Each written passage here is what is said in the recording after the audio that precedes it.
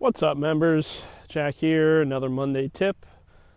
Today we're going to work on a little shot, putting with a hybrid when you're a little bit off the green onto the fringe. This is good for a few reasons. One, if we're just off and we have a little bit of shag here, it's hard to kind of take that wedge and trust it without, maybe stubbing it. And also, we want to get the ball a little bit up and over it, and then it will roll out like a putt. Also, with the ground getting firmer as we get later into the season, those little chip shots are tough because the club tends to bounce off the firmer turf. So the quickest way to get to the hole is a straight line. So there's no reason really to put the ball up in the air if you have nothing to go over and if you're a little short.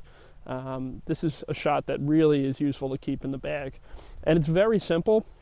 It does take some practice, but it is simple. The practice comes of just judging your backswing length to kind of get the ball to roll out to where you want. And this is one, too, as we mentioned in the first video I did about lag putting. This is also a lag shot. I'm not trying to make these. We're just trying to get it with inside, 10 feet, the max, to allow ourselves a chance to save, whether it be par or even bogey.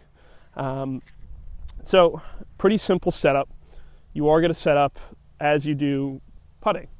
I have a little bit of a narrow stance. The club is a little taller. It's kind of facing towards my belly button here. And I'm aiming just at this pin right back here. And I have, again, some shag to go over. This is some longer fringe. And then we start getting into the actual fringe to the green. Now the idea is the ball is going to jump slightly because of the loft of the club. Mine is a 19-degree hybrid here. And the ball is supposed to just trickle and roll out. And I'll show you what we do here. So again, this is a feel shot. It takes a lot of practice. I tend to lean just a touch forward, not heavily, but just a little bit, just to make sure I keep my weight forward in the club coming through the ball. And it's not an aggressive movement. We are still taking our normal putting stroke.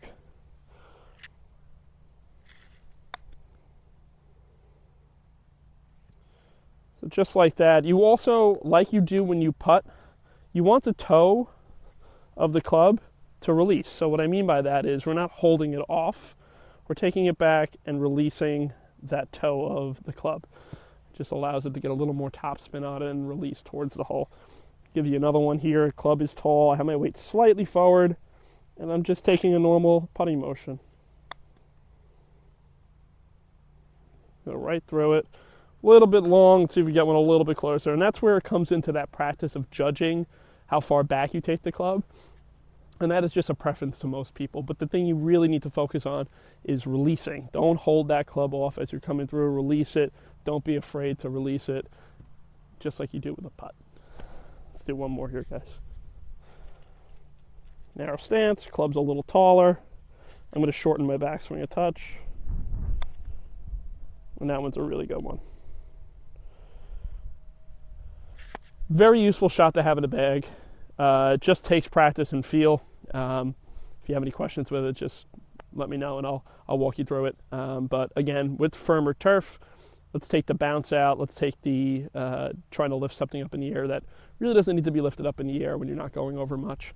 And like I said, fastest line to the hole is a straight one. So have a great week, guys. Get out here still while the weather is pretty pleasant besides the wind. And the course really is in fantastic shape. Have a great week, guys. Thanks.